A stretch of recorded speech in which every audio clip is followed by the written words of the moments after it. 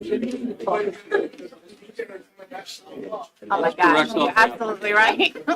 Ron, that's 4 a.m. But Extending it. Enjoy that. Somebody would have something. Correct on their application. Oh, did you? Oh, you're a smart man. He comes prepared to these meetings. He does.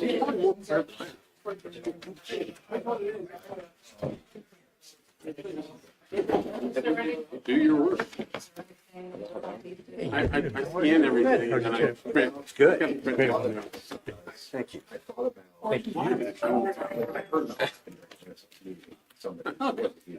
Confession's good for your soul. That's what I hear.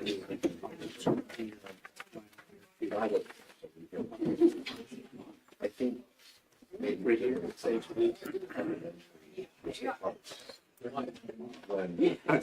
You are doing it. like the demo this year also really kicked off and not really especially in place. I don't. That's you know how that felt like I felt wrong yet. Stepped out there. What's up, boss? How are you? I'm so glad I appreciate my friend. Just gonna get a t-shirt. Oh, no, just you. Yeah, no one else. It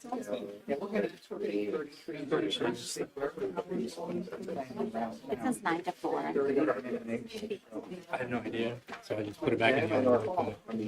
So I'll give it to you. I just went, what the? Okay. Yeah. So you were away for a couple days too, weren't you? Yeah. So I went, I was supposed to go to St. Croix. I ended up in Cocoa Beach. Wow. That's a story for another day. Okay. I'm sure there's a story there. What do you think they should have done?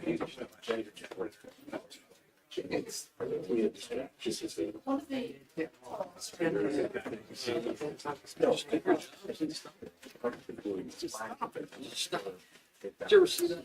Yeah. We played it. We're doing a mental health. We just wrapped up the mental health sermon series. Yeah. And we played that clip. That's good there.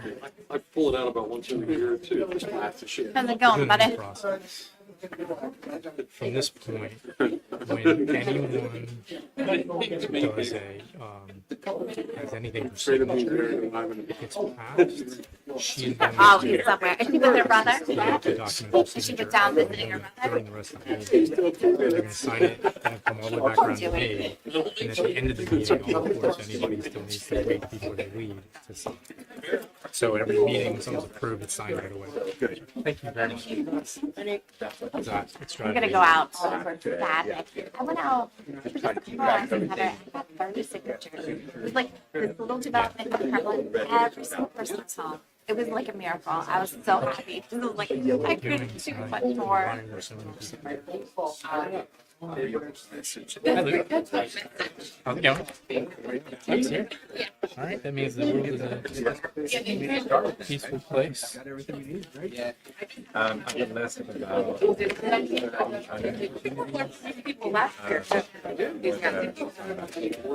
Oh, I know. I know. Goes right out. That was gonna. And Yeah. wonderful. And the environment is better off for it. Wow. A good email. It's not a good and we educated her. But now, President still have last year's in here. yes, it's like, it's so complicated. I had a couple of people use the sign. And then I actually had called. They love that. I looked you up. Hello, Mr. Mayor, how are you? Fingers crossed. Next weekend. Congrats, Dick. Yeah. All right, I appreciate it, Keith.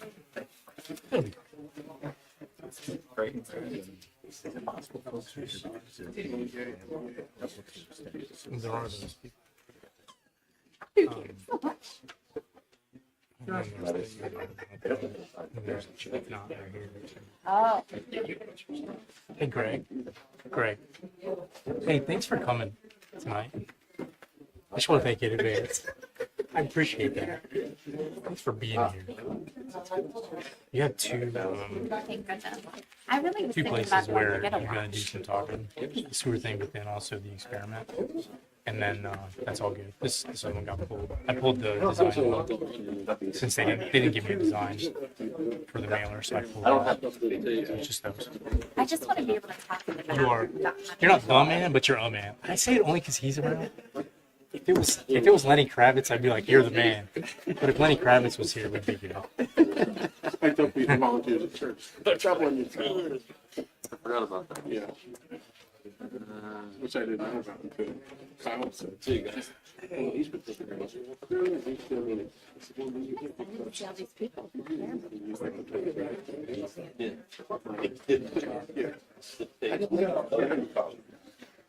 I like it, but I don't think the camera was good as those phones. And I actually was just like on a YouTube channel, like trying to figure out which one is like the catch because I wanted a better camera. I'll hit the electric. Google Pixel.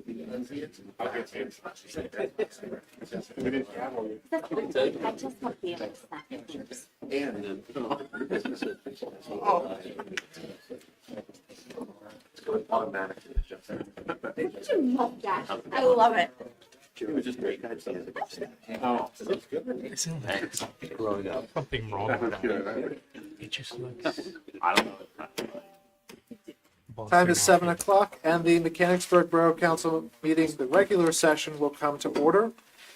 I will start with an announcement that the meetings of Mechanicsburg Borough Council are being recorded and live streamed for the purposes of transparency and increased public access.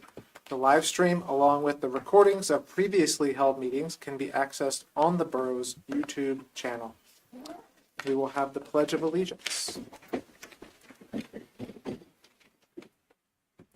I pledge allegiance to the flag of the United States of America, to the republic which stands one nation under God, indivisible, with liberty and justice. Roll call, please. Here. Here. Here. Here. Councilman Buren. Here. Councilwoman Martin. Here. Councilman O'Neill. Here. Mayor Ritter. Here. Solicitor Cassidy. Present. Engineer Wilson. Here. Chief Meyer. Here. Chief Neck. Here. EPC Wardle. Here. EPC Arnold. Here. Manager Thompson. Here. Superintendent Huey. Here. We have a quorum. Thank you.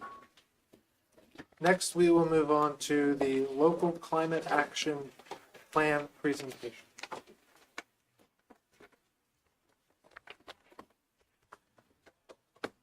Hello, welcome. Thank you. Good evening, everyone. Thank you for making time in your agenda for us this evening. My name is Gemma, and I'm joined here by Alyssa, and we are here from Penn State to discuss the culmination of our fall semester work, where we worked closely with Luke and Lane to produce a baseline greenhouse gas emissions inventory for Mechanicsburg Borough. I'm excited to discuss what we've come up with and how we will work with you guys going forward, because I feel like this work truly goes hand in hand with your guys' mission to make your borough a good place to live. So before we dive into the weeds, a few more introductions. Like I said, my name is Gemma. I am a fourth year student. I'll be graduating this May, and I've studied earth science, sustainability, leadership, and geography. I joined the local climate action program to take the theoretical understanding of how climate change impacts our communities and put it into practice on how we can actually create some more resilience on the ground. And my name is Alyssa Harvey. I'm also a fourth year student at Penn State. My major is energy and sustainability policy, and I joined because I'm very interested in greenhouse gas accounting and then how that leads into climate action planning. And then also on the screen, you could see the co-directors of the local climate action program. We have Peter Buck and Brandy Robinson. All right. So to give you guys a bit more background about what brought us here, the local climate action program is a program that was started by the PA Department of Environmental Protection. And this was created with the idea that students would be connected with Pennsylvania municipalities like yourselves. 2 years ago, this was handed over to Penn State to be run by Peter and Brandy. And in our first year, we worked with 10 municipalities, and this year we have 11 more, Mechanicsburg included. So this isn't just Penn State and the DEP. We also work with ICLEI, which is an international company. It's called Local Governments for Sustainability, and they've worked with over 2,000 people, and they're providing us software and technical analysis support so that when we do this inventory, we're following protocol and we're giving you the most comprehensive product as possible. The way this program works is in the fall, we work on our greenhouse gas inventory, which is what we're presenting today. And come spring, we take this and we go forward, and we go forward with climate action planning. So here on this graph, it's just showing the global temperature changes since 1900. And the one key point I want to point out is from 2011 to 2020, there was a 1.1 degrees Celsius increase in average temperatures compared to 1850 to 1900. And so the background on that is we are influencing what is known as the greenhouse effect. And the greenhouse effect is pretty much the trapping of heat in the atmosphere. So what happens is the sun shines down, our planet is supposed to radiate most of that heat back into space. And what's happening now is there's so much greenhouse gases in the atmosphere. When it's radiating back, those gases are trapping that heat more and more. So it's warming the atmosphere, it's warming the surface temperatures. This is actually like a natural effect, but we are intensifying it because of all the emissions that we are pumping into the atmosphere. And moving forward, there are multiple greenhouse gases, so we use different global warming potential values. So you will see us use CO2 equivalent just to use it all on the same scale and compare everything apples to apples. And then going more like regionally, so Pennsylvania is seeing an increase in average temperatures and increase in average precipitation. This all leads to flash flooding, agricultural losses, vector-borne diseases and pests such as like ticks and Lyme disease, and then heat-related deaths. And all of this is going to affect us at one point or another. So when we talk about taking local climate action, we are taking local action to prevent the worsening of the greenhouse gas effect, but also to manage the effects of it that we're seeing in our local communities. We want to do both of these things at the same time.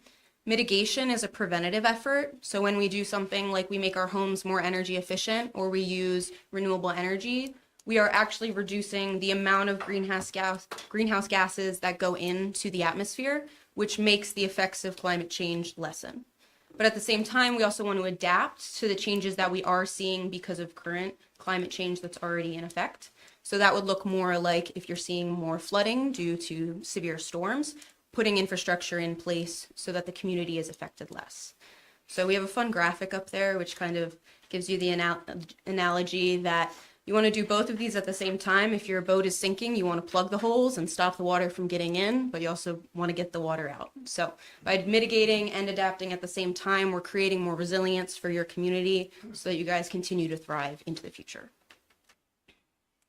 So here, this is ICLEI's 5-step process. So that starts with leadership commitment, which we got from Lane and Luke when they came and they wanted us to do this greenhouse gas emissions inventory. And from there is milestone 1, which we completed. That is the inventory. Then you will move on to establishing reduction targets and then developing climate action plans. And then you will want to use projects, programs, and policies to implement those to help reduce those emissions. And then you're going to want to monitor and verify those results just to make sure that everything you implemented is actually working and we're not just like wasting our time doing nothing. And then our inventory, we use a baseline of the year 2022, so you could build off of that baseline moving forward and compare it in the future. All right, so we start with this emissions inventory because it sets you guys up really well for your future climate action. So the emissions inventory allows you to make smart reduction goals. I'm sure you're familiar with the concept. We've got the acronym up there. But by having this baseline, you're able to work where it's most impactful. Like Alyssa said, you're not using your resources on something that's not actually moving you forward. You're able to quantify the progress and you're able to measure your results as we go. So starting with this inventory puts you guys ahead of when down the road you want to put these things into practice, make sure you're actually getting results. So here you're getting a little summary of our inventory. We found out that the Borough of Mechanicsburg released 73,100, it's actually supposed to be 33 metric tons of CO2 equivalent. And you can see our top three emission sectors. Those are going to be residential energy, commercial energy, and transportation. Those three are average. You're going to see that in other communities as well. The only other one being industrial energy, which you would see in a more industrial community. So we're going to dive in a little bit more to the methodology, give you a peek behind the curtain of what we actually did to come up with that number. So this is a multiple step process, but it all starts by collecting data from entities you guys are already working with. So we spoke with your utilities, and with the support of Luke and Lane, we collected that data for your residential energy use, your transportation through the borough, your waste and wastewater treatment, all of these things. Once we have that data, that's when we turn to ICLEI's protocol for emissions reporting and accounting. And we follow that to calculate how much emissions are produced by each of those activities. From there, we utilize the software that you're seeing a picture of up on the screen, and that allows us to enter that data and analyze it and get those charts and those big numbers all together. So I want to give you even more of a look inside one of these calculators, and there are multiple that give us that big number. What we do is we first input information we've gotten from your utility or from the Department of Transportation. Up here you see your residential natural gas usage from UGI Utilities.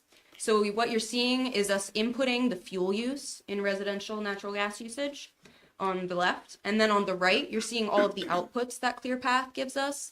The important one to highlight here is that CO2 equivalent, which is where all of those greenhouse gases, we've got CO2, methane, and nitrogen dioxide, all of them together give us one CO2 equivalent number. So the good thing is all of this data and all of this information is housed in ClearPath, and you'll have access to it in the years to come. So you can continue to return to this and have information about how we did this process. So this is just a little snapshot of the inventory breakdown. So what Gemma just showed all you, we complete that for each sector and each emission source. So you could see that there. And then we have the usage numbers and then how that goes into the CO2 equivalent numbers. And then if you added all of those up in the right side column and you got down, you would get that 73,133 number. This is just a high level estimate, as you could add other things into this. We were not able to account for the rail transportation data. So if we got that and we put that into here, the number would probably be a little bit higher, but this is just a high level estimate for us to work off of. So that number might not mean a lot to many of us. Is it big? Is it small? So I've broken it down in two ways for us to gain some more context with it. If we want to look at this from a population standpoint, we take that total number and we divide it by your population in 2022. That gives you a per capita emissions rate of 7 metric tons per person. Now, looking at the US average, that's great. That's 50% of what we see across the entire United States of a 14.5 metric ton average. It is important to note, though, that Mechanicsburg Borough is not exactly the industrial center. You don't have coal power plants in your backyard, these kinds of things that raise that global average up. And when we compare it to the global average of 4.7 metric tons per person, we're able to see that there's still progress we can make in reducing those emissions to take part in global climate action and drawing down emissions. If we want to take this, oh, sorry, you go back. Thanks. You're good. Another way to look at this is if we wiped all of the emissions from Mechanicsburg Borough off the map tomorrow, you suddenly emit no greenhouse gases. Awesome. It would be like taking over 16,000 cars off the road for an entire year. So a lot of progress that can be made in reducing those emissions and taking more of those gases out of the atmosphere. A couple other equivalences, the entire greenhouse gases emitted from the borough, almost 1,000 tanker trucks of gasoline, or you could charge more than the global population in cell phones. Interesting. So what is up next? We completed that inventory. We're going to use that inventory to set data-driven reduction targets. And also, many cities around the country have already stated that they are trying to be net zero by 2050. And President Biden announced an 80% reduction target by 2050 as well. So it'd be nice to base anything off of that. But then we are going to use those reduction targets to step into climate action planning moving forward, and then implementing policies and then verifying those results. All right, so just a quick summary of everything we talked about today. The work that we're doing here, we really hope will contribute to your guys' goal to make Mechanicsburg a good place to live. We're doing this by taking climate action to ensure local resilience and reduce your environmental impact as a borough. And we're doing this by following ICLEI's climate action planning steps. So in the spring, we'll be establishing those reduction targets, drafting a climate action plan, which will then set you up in the future to implement that and to make progress in the many years to come. We would just like to thank you for listening to our presentation. And if you have any questions, feel free to ask. And then we also have our contact information up there too, if you need to reach out to any of us. I have a question. First of all, great program. Thank you for the presentation. I have always wanted to ask this, and since we have experts here, this doesn't really have anything to do with your presentation directly, but when you gave a statistic about greenhouse gases from 18, Yep. do you remember the years? 1850 to 1900. How did they measure the gases then? So they've, I know what they do. They use ice cores, and they actually, like in Antarctica or whatever, they go in there and they'll drill a hole and they'll take that like air pocket and they test that, and it will actually show the greenhouse gases that are in that little air pocket trapped from thousands of years ago. But I know they do that, so I don't know if that's how they got their totals, but I do know that that happens. And I think they started, I can't remember when they started measuring greenhouse gases, but I know it happened in the early 1900s, where they started actually like, let's start doing some things with the like atmosphere and climate and stuff. But that's all I know. Thank you. That's more than I knew. Yeah, there are multiple proxies as well. So ice core is one way to measure it. There are also ways you can use it from like tree ring counting.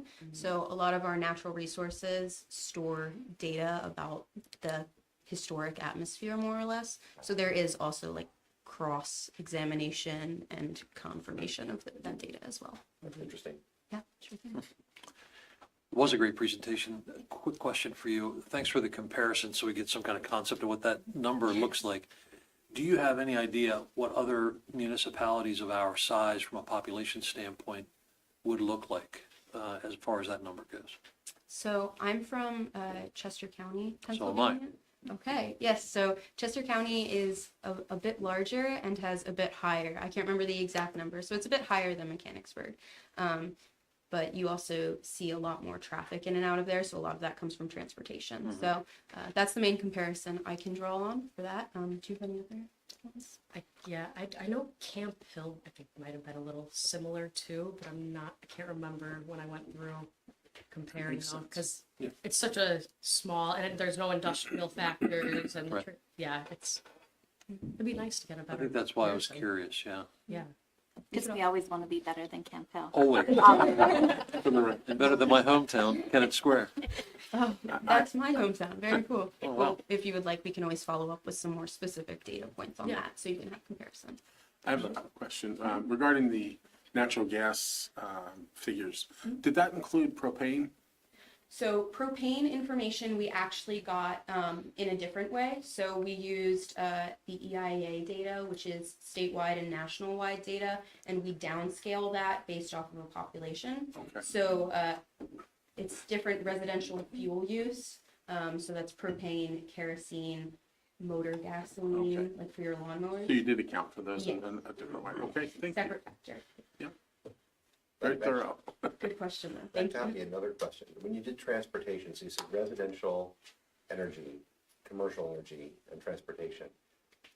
So that's not just our residents, that's also our pass-throughs, correct? Yep. Anything that comes right through, counts for everything. How do you count that?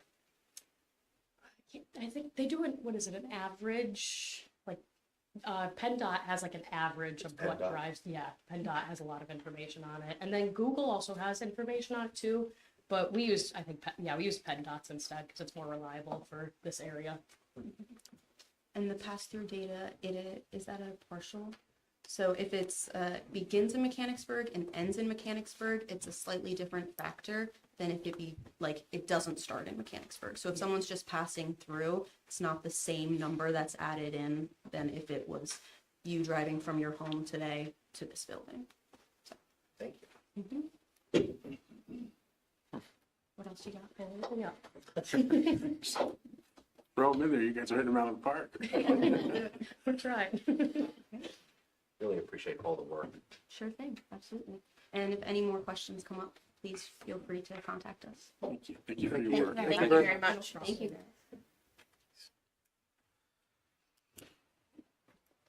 Moving on to approval of the agenda, before we have a motion, I'm going to interject on the add or remove items from the consent agenda and regular agenda, and there are 3 to remove. So we will need to remove the overview of services and opportunities at Cumberland County Housing and Redevelopment Authority presented by Mary Kuna, because Mary Kuna could not be with us this evening. We will need to remove the discussion and action on to approve the design and delivery of pedestrian and motor safety PSA via direct mail, because that direct mail piece was not able to be provided to us for tonight's meeting. And we also need to change the Jubilee Day time on the agenda for approval from 9 a.m. to 4 p.m. to 10 a.m. to 9 p.m. to reflect what is on their application. Thank you to Mr. Trace for catching that. Are there any other changes to the consent agenda or regular agenda? Hearing none, are there any amendments or changes to the proposed minutes? Hearing none, is there a motion for the approval of the agenda with those modifications? So moved. Vice President Anthony moves. Is there a second? I'll second. Councilwoman Agerton seconds. Any discussion? Hearing none, all in favor? Aye. Any opposed? And the agenda is approved. Moving on to citizens' comment. Is there anyone here that is here for citizens' comment? Mr. Stoner?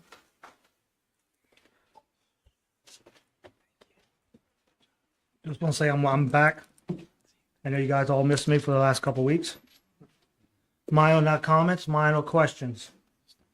First question is, since the position of customer service specialist is a new position, was the job description published publicly or approved by Borough Council? Where was the job advertised when seeking application? How was the hourly wage determined? Where does the new position fall in the comprehensive plan of the borough? And why I am not a customer, I am a resident. So why don't we change it from customer service specialist to a resident service specialist? Customer service sounds like I'm buying something. I am not buying nothing from the borough of Mechanicsburg. I am a resident of the borough of Mechanicsburg. Number 2, where can I see the architect and engineer formal evaluation of the cost of renovation of the borough properties at West Allen Street? Does it exist? Where can I see the formal evaluation and registered architect and engineer renovation costs for the Frankenberger building as required in your bond resolution, provided evidence of total debt? Number 3, how many of you have actually talked to residents of the borough of Mechanicsburg on this building and the purchase of this bond? I have talked to 300 some people, 95% of them are against this building and the debt it's going to create for the residents of the borough of Mechanicsburg. If you haven't talked to them, maybe you should get out and start talking to them. After, and if you're going to move the Public Works Department to the sewer plant, how much additional cost is this going to create for the residents of the borough of Mechanicsburg? Figuring the cost of the building, purchasing land, etc. What will the cost to the residents be on the possible cleanup of the grounds and lands before the sale of the highway department, with years of road building materials, salt runoff, diesel fuel, diesel gas, and other oils leaking into the ground over a number of years? Where is the transparency in this whole process? Where is the financial oversight that was promised and said at election time, and it is said here every meeting about being financial solvent and all this? The residents do not see this. Number three, another question. Does anyone in the council realize Borough basically has no debt except for the wastewater treatment plant prior to the employment of the new manager, after the bond issue for the new purchase of the building, and note for the highway department, the highway paving, the borough will be over a $7 million debt. Not bad for a little over a year and a quarter. One last question. Oh, well, I got another question. This is my last question. Well, on this page. And I know eight people up here are not going to like this question. I'm going to ask it. Does the borough manager work for the council, or does the council work for the borough manager? Lately, it seems like you guys are working for him. He's not working for you. Another question. This probably have to go to Greg. On the public works thing, you have the proposed sewer connection for the borough residents on Allendale Road extension, the amount of $46,000. Where is the sewer lines running for those three houses that were being built on Allendale Road? Where does the sewer lines run for them? Out front or to the rear? If they run to the rear, why is the borough paying for this and not Landmark paying for this sewer line? That's all I have. Thank you. Mr. Stoner, do you want to leave your questions here so that we can address all of them? Because there were a lot of them. Nope. My scribble, you guys ain't going to read my scribble. It's on the video. Okay, thank you. Thank you, Mr. Stoner. Anybody else here for public comment? Mr. Dennis? I'm here tonight representing Landmark Homes on the sewer extension on the agenda, but I wanted to say something in kudos to Mindy Myers. I have a daughter who has epilepsy and is a seventh grader at Mechanicsburg. She had a seizure before getting on the bus a couple of weeks ago, and Mindy's staff responded immediately, was able to find her mother. I'm no longer a borough resident, but I appreciate Mindy and her staff and the culture that she leads and the way they handled the situation. So it gives me great faith that she's here, and she's one of the best that I've worked with and been around. So kudos to her, and I just wanted to say that publicly. Thank you. Thank you. Thank you.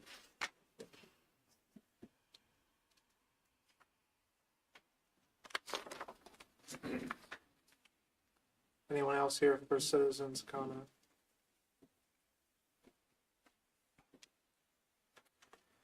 Seeing none, moving on to the consent agenda. Is there a motion to approve the items on the consent agenda? I'll make that motion. Councilwoman Agerton moves to approve the items. Is there a second? I'll second. Councilman Bucher seconds. Any discussion? Just to say that it's really nice to see so many great events on the slate for the near term. It's great, fantastic, all these wonderful events. Thank you. Any other questions or discussion? Hearing none, all in favor? Aye. Any opposed? The consent agenda items are approved. Moving on to the regular agenda, finance, administration, and ordinance. There's nothing on. Do you have anything to add? Just manager and I had a conversation today. I was wondering if you would consider doing a quick kind of update on the timeline of what's happening with the bond. Sure. So we completed with bond counsel's assistance, Mr. Reed, we completed the credit rating call with S&P last week, and that's on time and on target for our projected closing in mid-March on the property. As far as the bond goes, that's all that we need to do for now. All the rest of the instruments are in place for that to go to pricing as soon as we do kind of a final vote on March the 5th. The other thing that's happening in parallel is a program assessment of the requirements that the borough has in the new building against a potential construction budget. And that will also inform the decision for council in March. And right now, everything is on track from a schedule perspective. We have 3 different feedback mechanisms as advertised in all the previous meetings. We have direct contact in the borough office. We have our website, and then we have these meetings. And through the website, we've received a couple of feedback items. Those were shared last time, and they're still reflected on our PowerPoint presentation that's on the website. And I've received no in-person feedback in the borough office. And so right now, working with Greg and the architect and with Chief Myers, we're really kind of crunching down on that programmatic assessment to make sure that we're in the zone for what's in the potential construction budget. Thank you. So, I have nothing else. Thank you. Municipal and community outreach. Mr. Duper. I have nothing. Thank you. Community and economic development, Councilwoman Agerton. I do not have anything. Thank you. Public Works and Safety, Reach for it. Mr. Bureau. But I'll pass it over to Mr. Thompson to read the items. thank you. First item, discussion and action to approve the landmark proposal to provide sewer connection to the borough residents on Allendale Road extended in the amount of $46,935, excluding rock removal, subject to final design.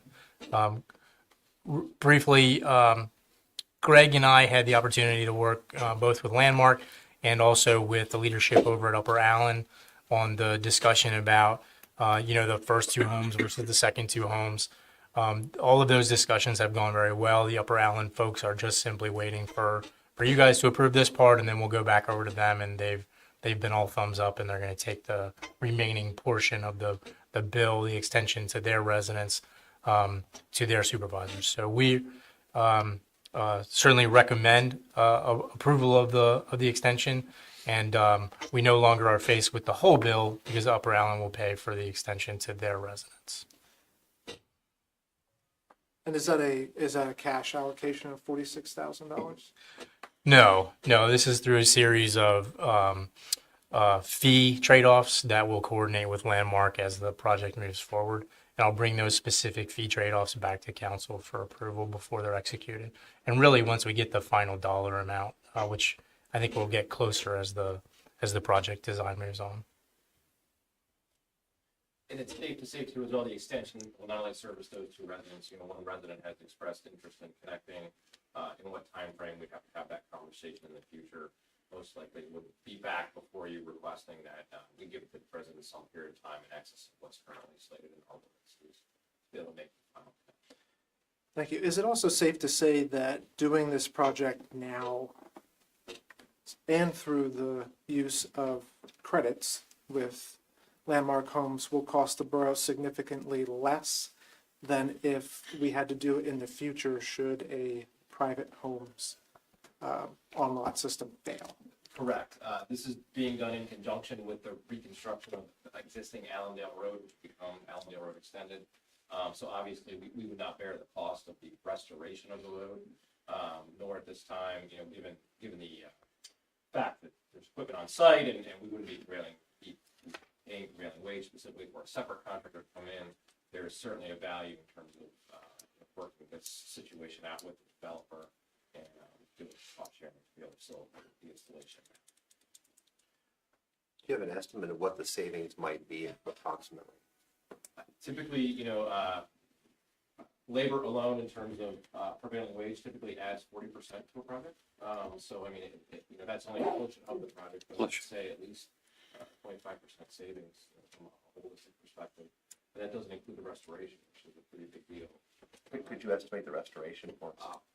Probably in terms of what we would be doing here, we would be saving probably about $25,000 in terms of restoration. That we don't have to do because it would be done. And 40% bump on the cost of the project. So at $46,000, we're looking at $18,000 plus $25,000? Correct. In today's dollars. In today's dollars. So that seems like a very sound financial decision. And once again, with residents willing to connect, there's value in terms of actually receiving their charge of the service as part of the process. Correct. Yes. And there's value to them having this ready to go. Correct. Yeah. They have septic system these days is 20 grand. So obviously, then at some point in time, connecting is going to be less than that, clearly. So it impacts the property. Is it generally thought that this public utility would increase, decrease, or leave the same the value of the real estate? I would believe it would increase the value of the real estate that is typically with the public sewer connection to the property. I would as a mortgage guy, I would tell you that's true.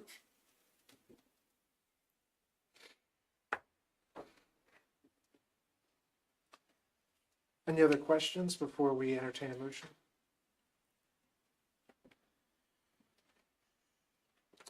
Is there a motion? I'll make the motion Motion to approve? to approve, to I'll accept second. as presented and approved. Councilman Burek makes the motion to approve. Vice President Anthony seconds. Is there any further discussion or questions? Bless you. I'm really glad that Upper Allen's willing to work with us to make it happen for their residents as well. Yes, that is very good news. Yeah. Very good news. I think it's a good deal all around and good deal for the residents too. I guess one other small comment is that this has been in the works for how long, Mr. Manager? Since the decision to approve Ellendale Road extended, we've had the issue of what to do about public sewer. So it's been a long journey for me. It's been my whole tenure here. So over a year. Mhm. So it's not something that was arrived at quickly. I mean, it was studied and looked at, and I remember being in a lot of meetings where this was the topic of conversation, an important topic of conversation. Yes.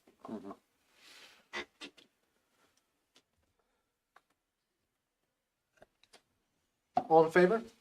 Aye. Any opposed? Motion passes. Thank you, sir. The next item, the agenda, discussion and action to approve the traffic calming experiment at Main and Frederick Street pending PennDOT approval. Briefly, this is something that came out of the local traffic advisory committee. Worked with Greg and Marvin Todd and myself. Greg can explain a little bit about what the purpose of the project is, and certainly we, the borough staff, recommend approval. So the principal purpose behind any traffic calming project is essentially to reduce traffic speeds, which in turn have value in terms of pedestrian safety as well as, frankly, pedestrian fatalities. So lower speeds, less likely if an impact occurs that you are to be killed, to be quite frank. So ultimately, taking a look at some possible intersections where we can implement a temporary solution to dry it out, essentially, where we would put delineators, flexible delineators, you see them around, basically glue or screw them to the roadway to create a choke point that would ultimately, give the feeling, the aura of a driver to slow down. And there's some visual acuities there too to make them pay attention. It also allows the pedestrians to then step into the roadway actually in the safety of these delineators to reduce the length that they'd have to cross the road. So PennDOT does recognize that these can have unintended consequences sometimes, so that's why they allow for these programs to install these temporarily. Essentially, we do have to get their approval. It's on a state road, but ultimately, we're going to try it out, or we'd like to try it out for this season here, particularly summer season, and see if it does make a significant impact. And using it as almost a seed to potentially replicate this other places in the borough, and it allows us to do it for a relatively inexpensive cost. We're talking about tens of dollars for the delineators versus the ultimate solution would be also to make this in concrete and actually improve those areas with some more permanent features if we so chose to go down that road. And if we don't like it, then we pull the delineators up and we're done. So ultimately, there's very little risk to the borough in terms of if this experiment does not work, but ultimately we believe that it will be successful in creating pedestrian refuge and reducing pedestrian issues at that particular intersection. We have had an incident or two, actually more than that, at that particular intersection. That was one of the reasons we picked that particular area. Some of you may recall we discussed this probably 4 or 5 years ago. Not in the same format, but the same intersection. Some parking issues there. I have a couple quick questions. I'm generally in favor of doing this. Obviously, it's low cost, potentially high benefit. I guess some of these questions might involve the chief if you're willing to jump in person. What's that? Yeah, okay. So the change to 25 miles an hour, do we have any metrics as to whether or not the motorists on the roadway are following that speed limit now? I'm not. Nothing. Is there a way, Mr. Engineer, to find Google and the navigation software in vehicles and get it updated? I'm still waiting to see 25 on my dashboard when I'm driving through the community. It still lists at 35. I will look into that. I'm not exactly sure how that process would work, but I can. That's gotta be a nightmare. There is a way to do it. I can let you know, because I've had someone tell me how to. Very good. I know we struggled with getting some routes changed, in the past, so we'll certainly think of that. As far as the delineators are concerned,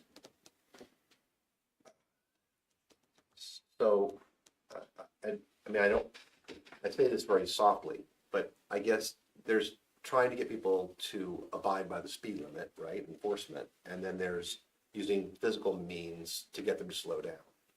And this would cause us to have a very similar roadway to Lemoyne, would it not? Yes, that's a good parallel that we would maintain a 12-foot travel lane, so it'd be very much consistent with what they have.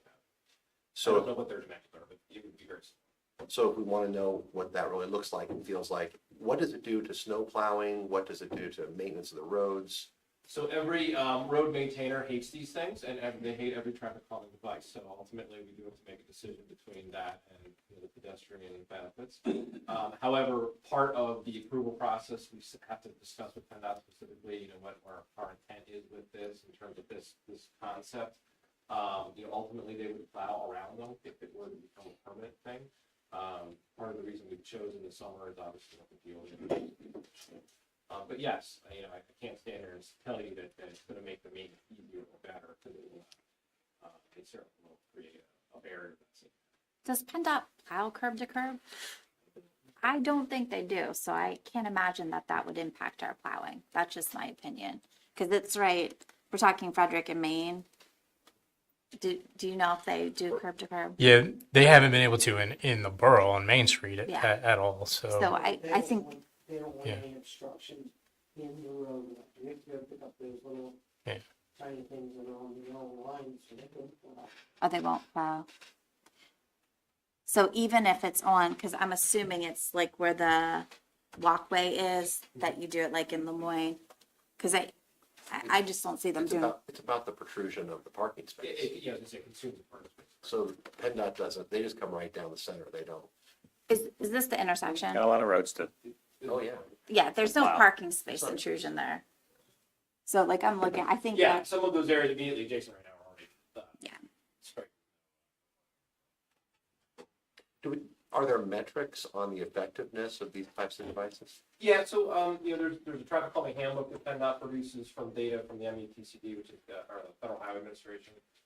There is data as to what typically it's quantified in terms of the reduction of speed, specifically, not necessarily the reduction of accidents, but there is The reduction of what, I'm sorry? speed. Speed. Yeah, Well, so- I guess that's a really good point. If we don't know what people's speed is on Main Street today, how are we going to know whether this improves it, makes it worse, or leaves it the same? I think that's certainly a fair statement. So I think we don't have the actual physical number, in terms of that, but I think we can do studies. We'll be able to do a study after it too as well. I'm going to throw back to our environmental friends who said, let's bail water and plug a hole. Because I do walk on Main Street. You walk a lot too. I mean, it doesn't really matter if the speed limit's posted 25. If we're looking for a couple of different ways to mitigate it. But I also have a question. That crosswalk is one of those brick crosswalks. And our active transportation study, didn't they note that those are probably not the safest? Are we looking at that too? Yeah, I think holistically, some of the LPAC committees thought intent. We've had lots of conversations with crosswalks, visibility, and those types of issues. So, I think if we try to develop a more holistic plan, for the borough proper, that we would be looking at some of the different scenarios. So certainly the aesthetic plays into it, and in terms of retro reflectivity, they're probably not the best. So. Is there a reason we don't do enforcement on Main Street with the speed? So I guess I'm wondering why we wouldn't look at that as a potential solution as well. I mean, it's one that doesn't require any infrastructure change. I think generally the consensus is that the most effective methods are physical in nature that are there 24 hours a day. The enforcement has an immediate effect, particularly with a targeted enforcement, but over time, its effect tends to fade. So you're saying it has to be continually redone? Yeah. Sure. The word has to get out that, hey, But we're doing this because people were struck and killed. Thank you. Never enough safety, I think. Can I get some of these on Allison Avenue too, please? You've seen John drive. To that point, I mean, once again, we're looking for a toolbox of potential issues, and the LTAC committee is looking at ways to identify issues earlier in the process in terms of potential improvements and things like that. So we have a stock kind of thing that we could plug in certain places. That's part of the idea. So, It's an experiment after all. yeah, It's right. momentum to. Yeah. Let's I take some appreciate action. your Work, we'll try creativity. something else. Yeah. This has been like a hot button issue for us with people coming and expressing concern. So I like the availability to try different things. If it doesn't work, try something. different. you don't know until you try something. You gotta Let's start plug holes somewhere. and bail water. That's right. Wow. I like those young ladies. Can you tell me again what the cost is to do this? Well, the delineators are about $40 a piece. I mean, so we're talking about very low investment in terms of paint. That's Is there how many of them are typically have to be replaced during what period of time? People run into them, trucks? Yeah, I would imagine we're gonna have to replace some of them. I couldn't give you a quantity, but I think keeping them out of the winter is the biggest issue at this point in time. We're not gonna, trucks run out of the building, so we're not gonna run into them. And I don't foresee truck turning movements, killing them there, but we're gonna have some struggles. They'll pop back up a couple of times. Any further discussion? Is there a motion to approve the traffic calming experiment? I'll make a motion. Don't know. Paper, rock, scissors. No, it's okay, you have it. All right. I'll second. Councilwoman Egerton moves, Councilman Burek seconds. Any further discussion? Hearing none, all in favor? Aye. Any opposed? And the motion's approved. Moving on to property, parks, and recreation. Thank you, sir. The item on the agenda is discussion and action to approve the 2024 concession stand agreement with Pretzel Spot Cafe 2. Briefly, I've added this to the agenda because in discussions of continuing the second year, the vendor has requested a change in the terms, and so I wanted to bring that to your attention and seek your approval. When I contacted the owner about whether or not he wanted to do the second year, he asked if council and the borough would entertain a slight reduction in the payment requirement. His request is that we go from $5,000 lump sum and 20% to $5,000 lump sum and 10%. And that's 10% of gross sales, which for the purposes of this discussion is potentially $1,500 to $1,800 based on last year's. And so my recommendation is that based on the timing and based on where we are with that vendor, it's been all the feedback I have is that it was a good experience last year from our residents. This is the second year of a 2-year arrangement. And so the experiment of outsourcing the concession stand, I think, has been successful so far. I do want to take the opportunity in 2024 to recompete the requirement because, competition is good and variety is also good. And so I still want to recommend that we do accept his offer to change the terms to $5,000 and 10%. I think that's a fair deal to keep him in the game and to try to keep him profitable through the year. So I would ask that you approve it, and I welcome any questions. Is he intending to put one of his trucks out front this year? I know we talked about that previously, but He has asked if he could do that on certain occasions. I think this year with some changes we're going to make to centralized calendaring, I think it will help him target that a little bit better.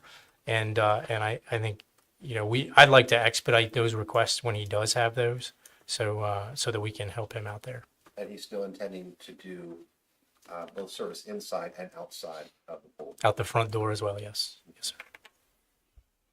I will say, as somebody that visited the pool quite frequently, I really wasn't I thought they did a good job this year. And I know, again, I don't have the data, but I know historically, our concession stand was not like a money maker.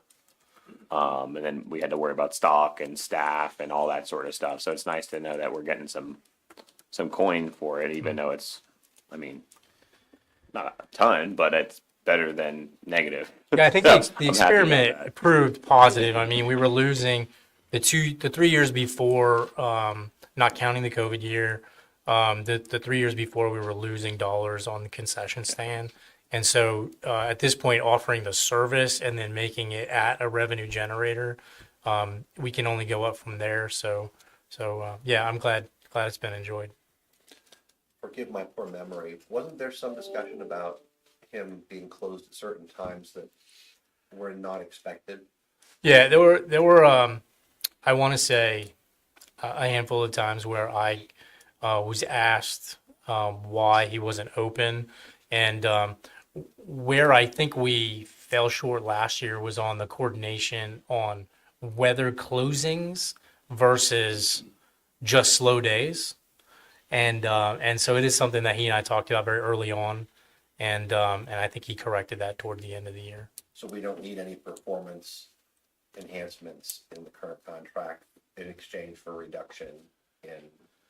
No, I think what we need is the communication that he and I had after the first few issues last year, and then really the pool agreement that we're working right now, that we're actually in the final stages of bringing to you guys, also increases slightly the hours of being open in public. I think you had asked if we could start looking into opening earlier, and that's going to help him as well because the school district has agreed to try out for this year 1 hour earlier, moving it to 11 instead of 12, and so that will also encourage him to because certainly people will be there during the lunchtime hour instead of coming after the lunchtime hour. So I'm with you. I don't think there's anything that we need to build into the contract. I think it's just something that I need to pay as close attention to as I needed to last year as well. When he is closed and the pool is open, are there grab and goes that could be part of? Or not, I could bring it up though. I could definitely bring it up because he has the supplies. It's a matter of would he allow the staff to sell them? I mean, with grab and go, you just really need one person, right? Agreed. Yeah. So can you ballpark just conservatively for us how much we were losing in prior years? In 2022, it was $14,000 in loss. So this 2022. is a $21,000 swing Yes. easily. Yes. Okay. Great work. And people are happier because they get better food. Yeah. Yeah, we haven't had any complaints as far as I know at the office, or yes? I had one very early on, and the complaint. I think the resident thought that the complaint hotline was to me, and so I said, "Hey, have you talked to the owner or the manager there?" And she said, "Hang on," and she went over and talked to him, and he gave her a free meal, and that was it. So other than that, I think it's just been standard operating, and I haven't received any complaints other than what Mr. Burek mentioned about some of the times when he wasn't open. Yeah, but that's not a complaint. It was just an observation. Right. That we Right. needed to address that, but I think it's been tremendous success. Yeah. Yeah, well done. Yeah, hopefully this year we'll have a little bit better weather too. We had a lot of closure days last year for weather, and that was sad. We're addressing it with our climate. All right. change. Yeah, we're Nate- doing our best. Nate will fix it. Nate will fix it. That's right. They will. We won't be alive, but they will. It's gonna be warmer, so. So we have a motion.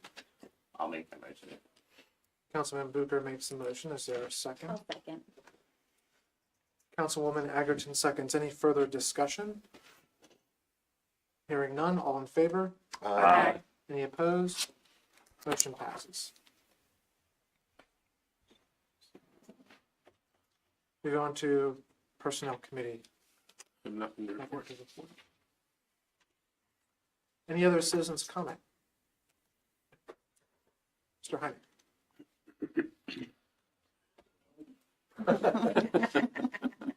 For those that don't, my name is Rick Heine, 4 West Schoolside Drive since 1983, however many years that is.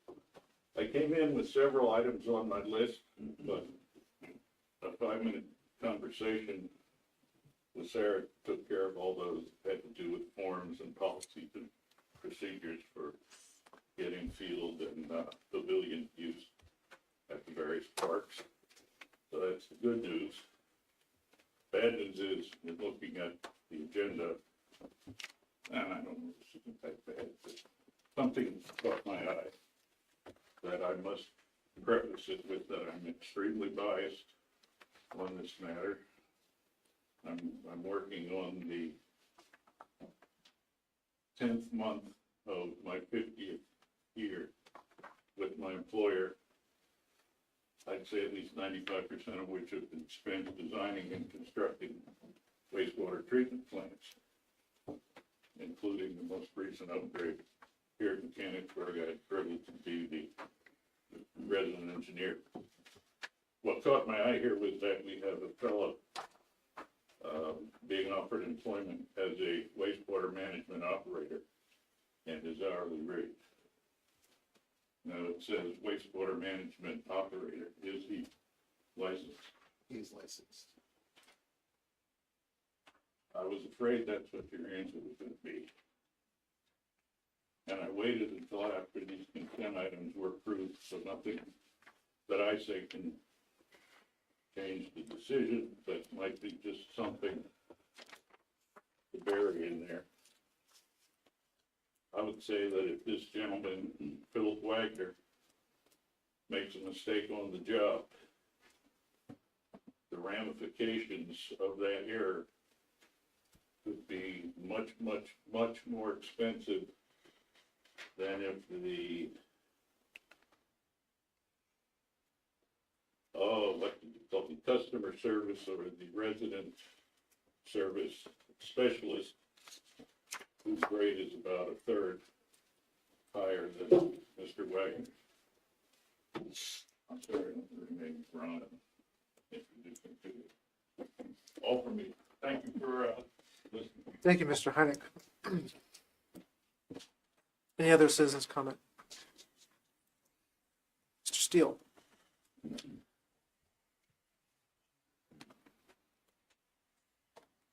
Steele, Allendale Road. Listening to the discussion about traffic calming, I just wanted to be transparent. Something that works for me is those radar signs that as you're driving along and it flashes, I just find it very effective. It's like, oops, let's get where we need to be. I just throw that out, not in addition to the other discussion about, right, not to, you can still do that. Just something effective. Thank you. I think we've all I think had we to all get, agree with yeah, that. we all replaced our brake pads, so. Any other citizens' comment?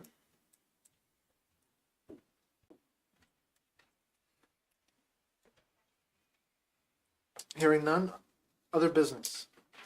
I know they left already, but I just want to commend the work that Gemma and Alyssa have done this past semester. There'll be a lot of great stuff coming out this semester as well.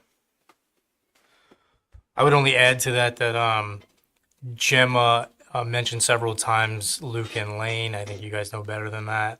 I signed him up, but Luke has been providing the leadership of that effort. So thank you, Luke. I have nothing. Friends of Mechanicsburg, the library have a book sale this weekend. If you're a member, you have access on a Friday night. Public has access Saturdays and Sundays. So don't miss a good deal across the street. If you're a reader, go. Thank you. Thank you, Mr. Mayor. I don't have anything. Not a thing? Hudson Booker, the resident playground tester, and I we took a trip to Memorial Park the other day, and he gave the double thumbs up to the new playground. So in case anybody was wondering, he gave it very highly rated. As a Department of Health employee, at least for another 3 weeks, and degreed meteorologist, I think the presentation tonight on the local climate action plan was fantastic. Thanks to Luke for his efforts to bring Alyssa and Gemma here, and I'm looking forward to what the borough takes action on in that area. One other thing to add, at the last meeting, I was directed to develop job descriptions for the potential deputy EMC role. It was then determined we don't have a job description for the EMC role, so I've created both of them, and they are with Mr. O'Neill and Mr. Burig for review. That's all. Thank you. Well, that's just one thing. After our award ceremony, we are allowing our officers to wear up to 3 of the pins that they got, the ribbons, on the same side as their name tag for the buttons. So you're gonna probably see them, older than you guys, they would have a lot. We'll probably see them out there with them on, but they only wear a maximum of 3. Some got more, some of the description, but I just wanted to let you know, you will be seeing them and maybe have a race.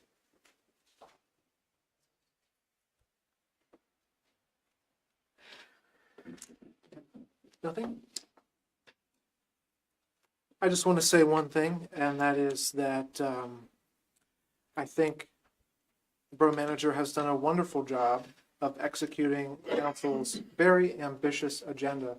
And there is no one on this council, I think, would disagree with the statement that we have set a high bar, and Manager Thompson has consistently exceeded our expectations in reaching that bar.